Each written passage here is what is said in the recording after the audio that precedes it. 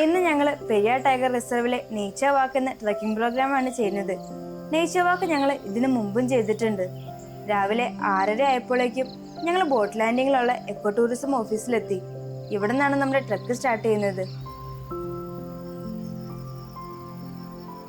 നമ്മുടെ truck start ചെയ്യുന്നതിന്റെ മുന്നേ തന്നെ നമുക്കൊരു കാട്ടുപോത്തിന്റെ സൈറ്റിംഗ് കിട്ടി. ഇതൊരു അഡൽട്ട് മെയിൽ ഗോറാണ്. നമ്മൾ കഴിഞ്ഞ ദിവസം ഈ ബോട്ട് ലാൻഡിങ്ങിൽ നിന്ന് വലിയൊരു ഹേർഡിനെ കണ്ടിട്ടുണ്ടായിരുന്നു. ആ സ്പോട്ടിൽ തന്നെയാണ് നമ്മൾ ഇന്നും ഈ ഒരു ഗോറിനെ കണ്ടിട്ടുള്ളത്. ഇന്ന് പക്ഷെ ഇതിവിടെ ഒറ്റയ്ക്കാണ്.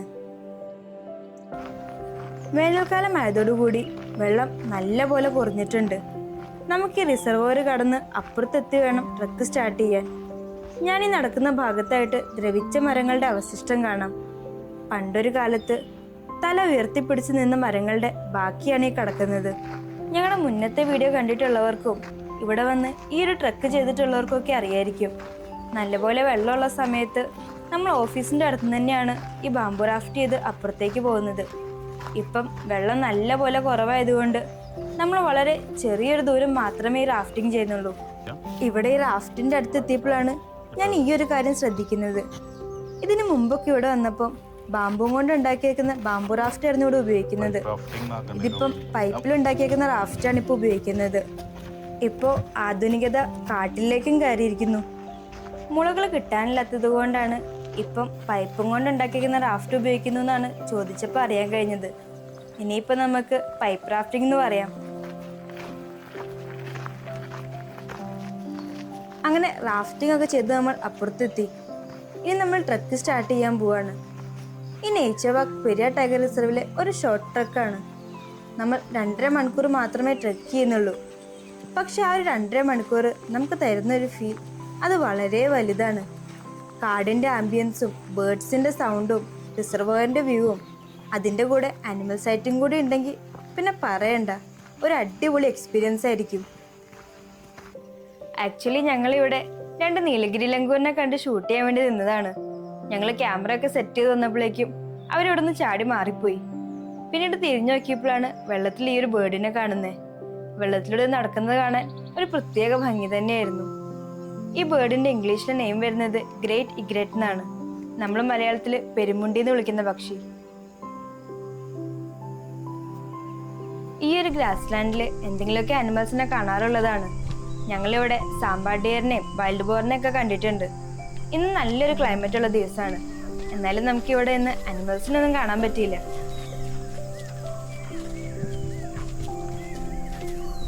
അങ്ങനെ കുറച്ചുകൂടി മുന്നോട്ട് പോയപ്പം നമ്മുടെ ഗൈഡ് ദൂരെയായിട്ട് ഒരു കാട്ടുപോത്തിനെ കാണിച്ചു തന്നു. ആക്ച്വലി അവിടെ 2 കാട്ടുപോത്തുണ്ടായിരുന്നു. ഒരെണ്ണത്തിന് ഞങ്ങൾ കുറച്ച് കഴിഞ്ഞായിരുന്നു കണ്ടത്. ഞങ്ങൾ അങ്ങോട്ട് നടന്നെത്തിയതും ഒരെണ്ണം പെട്ടെന്ന് തന്നെ കാട്ടിൻ്റെ ഉള്ളിലേക്ക് കയറിപ്പോയി. ഈ നിൽക്കുന്ന കാട്ടുപോത്താണെങ്കിൽ നമ്മളെ തന്നെ വളരെ ശ്രദ്ധിച്ച് നോക്കി നിൽക്കുന്നുണ്ടായിരുന്നു. നമ്മളെ കണ്ടിട്ടാന്ന് തോന്നുന്നു അത് വളരെ ഡിസ്റ്റർബ്ഡ് ആയിരുന്നു. കുറച്ച് കഴിഞ്ഞപ്പോൾ അത് മെല്ലെ നടന്ന് കാട്ടിൽ നിന്ന് പുറത്തേക്ക് വരാൻ തുടങ്ങി. ഇനി അതിൻ്റെ നല്ലൊരു ഷോട്ട് എടുക്കാമെന്ന് ഞങ്ങൾ പ്രതീക്ഷിച്ചിരുന്നു. അങ്ങനെ നമ്മൾ പ്രതീക്ഷിച്ച പോലെ മൂപ്പര് പുറത്തേക്ക് വന്ന് ഒരു പോസൊക്കെ തന്നു.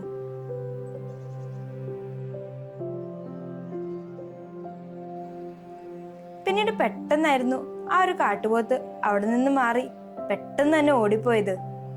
പൊതുവെ ഈ പെരിയാർ ടൈഗർ റിസർവിലുള്ള കാട്ടുപോത്തൊന്നും നമ്മളെ കാണുമ്പം അങ്ങനെ പെട്ടെന്നൊന്നും ഓടിപ്പോവാറില്ല. നിങ്ങൾ കഴിഞ്ഞ ദിവസത്തെ നമ്മുടെ ഗ്രീൻ വാക്ക് വീഡിയോ കണ്ടിട്ടുണ്ടെങ്കിൽ നിങ്ങൾക്ക് മനസ്സിലാവും. അവർ നമ്മളെ കണ്ടാലും വലിയ മൈൻഡൊന്നും ഇല്ലാതെ അവിടെ തന്നെ നിൽക്കും.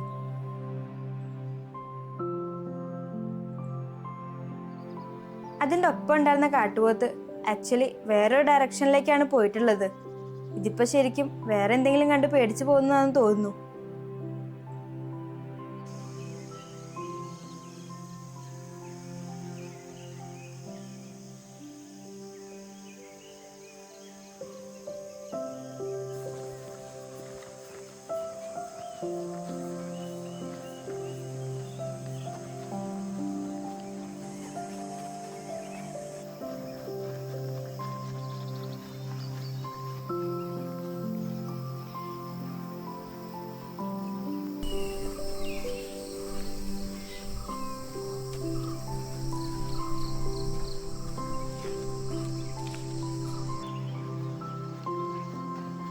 നമ്മളിപ്പോൾ നടന്ന് വലിയൊരു വയലിൻ്റെ അടുത്ത് എത്തിയിട്ടുണ്ട്.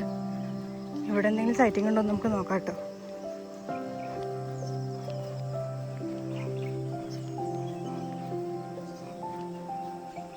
ഞങ്ങൾ ഈ വയലിലെത്തിയപ്പം ഇവിടെ നമുക്ക് അങ്ങനെ അനിമൽ സൈറ്റിംഗ് ഒന്നും കിട്ടിയില്ല. പക്ഷെ ഇവിടെ ഉണ്ടായിരുന്ന ഈ മരത്തേല് ഇഷ്ടംപോലെ ബേർഡ്സ് ഉണ്ടായിരുന്നു.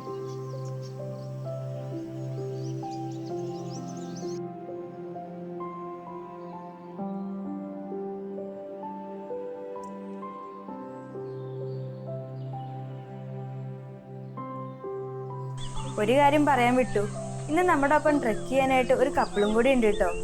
ഇന്നലെ ഞങ്ങള് നേച്ചർ വാക്കിന്റെ ടിക്കറ്റ് എടുക്കാനായിട്ട് റിസർവേഷൻ ഓഫീസിൽ പോയപ്പം അവിടെ നിന്ന് ഞങ്ങളുടെ അടുത്ത് ചോദിച്ചിരുന്നു, ഒരു കപ്പിളുണ്ട് ട്രെക്ക് ചെയ്യാൻ വേണ്ടി, നിങ്ങളുടെ ഒപ്പം അവരെയും കൂടി ആഡ് ചെയ്തോട്ടെ എന്ന്. അങ്ങനെ നമ്മുടെ ഒപ്പം ഇന്ന് ട്രെക്ക് ചെയ്യാൻ വേണ്ടി വന്നതാണ് തമിഴ്നാട്ടിൽ നിന്നുള്ള ശ്രീലതയും അരവിന്ദും. പിന്നെ ഞങ്ങളുടെ ഒപ്പം ഇന്ന് ഗൈഡായിട്ടുള്ളത് ദീപു കേട്ടോ. നല്ലൊരു ഗൈഡാണ്. നമുക്ക് അനിമൽ സൈറ്റിംഗ് ഒക്കെ കിട്ടാൻ വേണ്ടി ആള് നല്ലപോലെ നോക്കുന്നുണ്ടായിരുന്നു.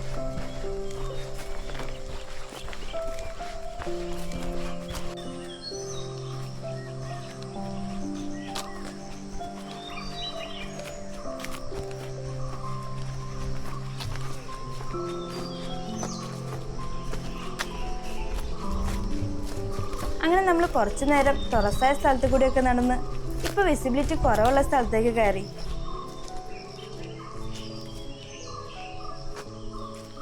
ഉടനെ തന്നെ നമ്മൾ കണ്ടത് ഇവരെയാണ്. ഇന്ത്യൻ ഗോറിന്റെ വലിയൊരു ഹേർഡാണിത്. ഞാൻ ശരിക്കും പെരിയാർ ടൈഗർ റിസർവിൽ ഇത്ര വലിയ ഇന്ത്യൻ ഗോറിന്റെ ഹേർഡ് കണ്ടിരിക്കുന്നത് ഗവിയിലേക്ക് പോകുന്ന വഴിക്കുള്ള മാനമുട്ടി ഹിൽസിലാണ്. ഇതിലും കൂടുതലുണ്ട്. എല്ലാവരും അങ്ങോട്ടും ഇങ്ങോട്ടൊക്കെ മൂവ് ചെയ്യുന്നുണ്ട്. കറക്റ്റായിട്ട് എണ്ണാനൊന്നും പറ്റില്ല. അത് മാത്രമല്ല, ഞങ്ങളീ നിൽക്കുന്നതിൻ്റെ താഴ്ഭാഗത്തുമായിട്ട് വലിയൊരു ഹേർഡ് നിൽക്കുന്നുണ്ട്. ഇവിടെ നിൽക്കുമ്പോൾ ചെറിയൊരു പേടി തോന്നുന്നുണ്ട്. നമ്മുടെ ചുറ്റും കാട്ടുപോത്താണ്. ഞാൻ ശരിക്കും പറഞ്ഞാൽ ഞെട്ടി. ഇത്ര വലിയ ഹേർഡിനെ ഞാൻ ഈ അടുത്തൊന്നും കണ്ടിട്ടില്ല. ഇത് ചിലപ്പോൾ 3-4 ഹേർഡ് ആവാനാണ് ചാൻസ്. പൊതുവെ ഇന്ത്യൻ ഗോർ ഇങ്ങനെ 3-4 ഹേർഡായി നടക്കാറില്ല. കുറച്ച് ദൂരത്തായതുകൊണ്ടും മരങ്ങളുടെ ഇടയിലായതുകൊണ്ടും ഇവയെ ഷൂട്ട് ചെയ്യാൻ കുറച്ച് പ്രയാസമാണ്. പിന്നെ നമ്മൾ ഇങ്ങനെയുള്ള സ്ഥലത്തൊക്കെ നിൽക്കുമ്പോൾ നല്ലപോലെ ശ്രദ്ധിക്കണം. നമ്മുടെ പ്രസൻസ് അവർ അറിഞ്ഞു കഴിഞ്ഞാൽ അനങ്ങാതെ നിൽക്കാനുള്ള കഴിവ് അവർക്കുണ്ട്. ഇവിടെ കാഴ്ചശക്തി കുറവാണെങ്കിലും കേൾക്കാനും മണ്ണെടുക്കാനുള്ള കഴിവ് കൂടുതലാണ്. അതിൽ കേൾവിശക്തി അനുസരിച്ചാണ് ഇവിടെ മൂവ്മെന്റ്സ് അധികം ഉണ്ടാവാറുള്ളത്. നമ്മുടെ ശബ്ദം കേൾക്കുന്ന ഭാഗത്തേക്ക് ശ്രദ്ധിച്ച് ചെവി തിരിച്ച് നിൽക്കുന്നത് കാണാം ഇടയ്ക്ക്.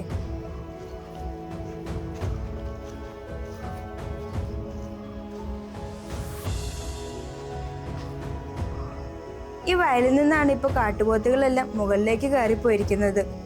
ഇപ്പോഴും ഇടയ്ക്കിടയ്ക്ക് ഓരോ കാട്ടുപോത്ത് വയലിൽ നിന്ന് ഇങ്ങോട്ട് ഓടി വരുന്നുണ്ട്. ഒരെണ്ണം ഞങ്ങളുടെ ഗൈഡിന്റെ കുറച്ച് ഫ്രണ്ടിലായിട്ടാണ് പെട്ടെന്ന് ഓടിപ്പോയത്. ഇവിടെ നിൽക്കുന്നത് അത്യാവശ്യം റിസ്ക്കാണ്.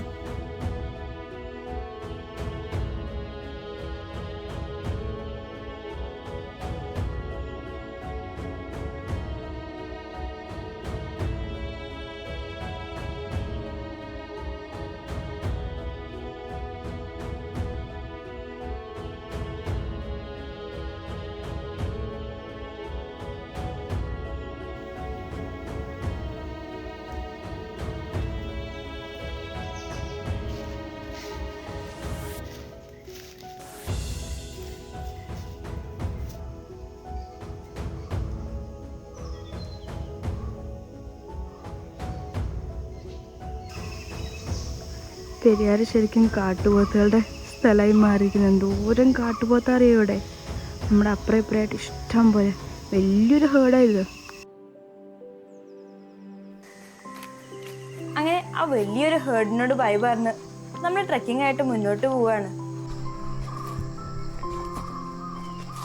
ഇതിലൂടെ ഇങ്ങനെ നടക്കുമ്പോൾ ദൂരെ നിന്ന് മരത്തിന്റെ ചില്ല പൊട്ടിക്കുന്ന സൗണ്ടൊക്കെ കേൾക്കുന്നുണ്ടായിരുന്നു. ഞങ്ങൾ നന്നായിട്ട് നോക്കിയെങ്കിലും ഒന്നും അങ്ങനെ കാണാൻ സാധിച്ചില്ല. ഈ ഒരു ഭാഗത്തൊക്കെ ആനകളെ കാണാനുള്ള നല്ല ചാൻസ് ഉണ്ട്.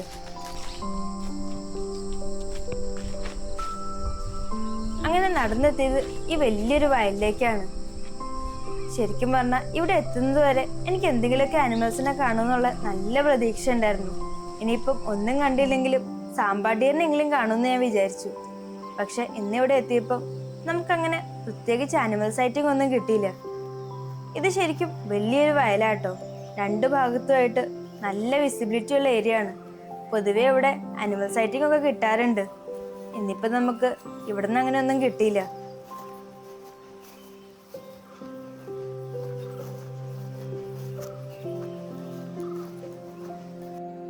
ഒരു മ്ലാവിനെ കണ്ടു.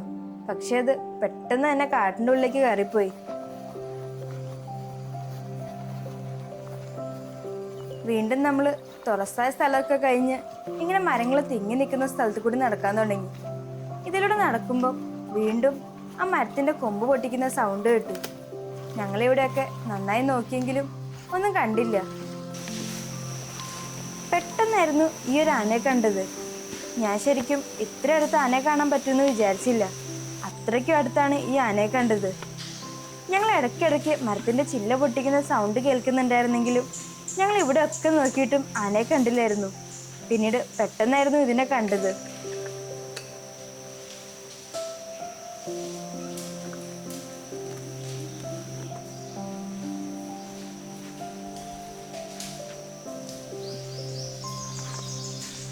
ആദ്യം ഞങ്ങൾ ഈ എണ്ണത്തിന് മാത്രമേ കണ്ടുള്ളൂ. പിന്നീട് കുറച്ച് കഴിഞ്ഞപ്പോഴാണ് ഇതിന്റെ ബാക്കിലും ആനകളുണ്ടെന്ന് ശ്രദ്ധിച്ചത്. ഇതിന്റെ ബാക്കിൽ നിന്ന് ആനകൾ മെല്ലെ മുന്നോട്ട് നടന്നു വരുന്നതേ ഉള്ളൂ.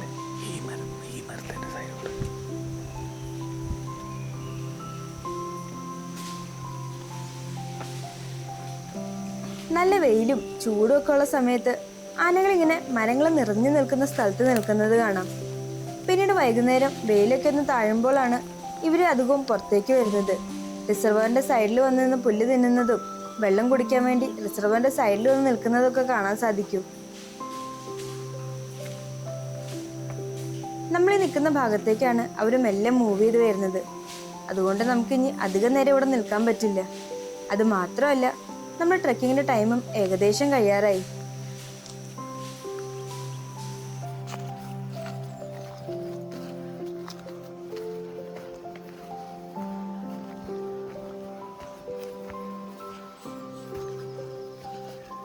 ഇതാണ് ക്യാമറ ട്രാപ്പ്.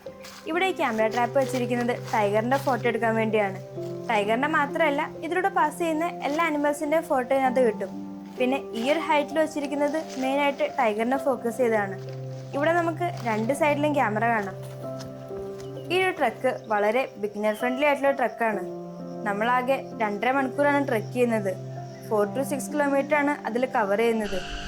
നിങ്ങൾ ഫോറസ്റ്റ് ട്രക്കിംഗ് ഒക്കെ ഇഷ്ടപ്പെടുന്നവരാണെങ്കിൽ നിങ്ങൾക്ക് എന്തായാലും ചൂസ് ചെയ്യാൻ പറ്റുന്ന ഒരു ട്രക്കാണിത്. പിന്നെ നമ്മൾ ട്രക്ക് ചെയ്യുന്ന ടെറൈനും അങ്ങനെ ഡിഫിക്കൽട്ട് ആയിട്ടുള്ള ടെറൈനൊന്നുമല്ല. നമുക്ക് ഈസി ആയിട്ട് തന്നെ ചെയ്യാൻ പറ്റുന്ന ഒരു ട്രക്കാണ്. ഇഷ്ടം പോലെ ഉണ്ട്. ഞങ്ങളിവിടെ 2 നേച്ചർ വാക്ക് ചെയ്തിരുന്നു. ആ 2 നേച്ചർ വാക്കിലും പിന്നെ ഞങ്ങൾ കഴിഞ്ഞ ദിവസം ചെയ്ത ഗ്രീൻ വാക്കിലും ഈ ബട്ടർഫ്ലൈസിന് ഒരുപാട് കാണാൻ പറ്റി. ബാക്ക്ഗ്രൗണ്ടിൽ കേൾക്കുന്നത് ചീവീടിന്റെ സൗണ്ടാണ്. എന്താ സൗണ്ട് അല്ലേ?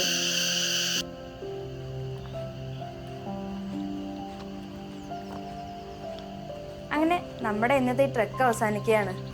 വലിയൊരു ഇന്ത്യൻ ഗോറിന്റെ ഹേർഡും പിന്നെ ആനകളൊക്കെ കണ്ടുകൊണ്ട് ഞാൻ ഹാപ്പി ആയിട്ടാണ് തിരിച്ചു പോകുന്നത്. പുതിയൊരു വീഡിയോയുമായി വീണ്ടും കാണാം. Thanks for watching.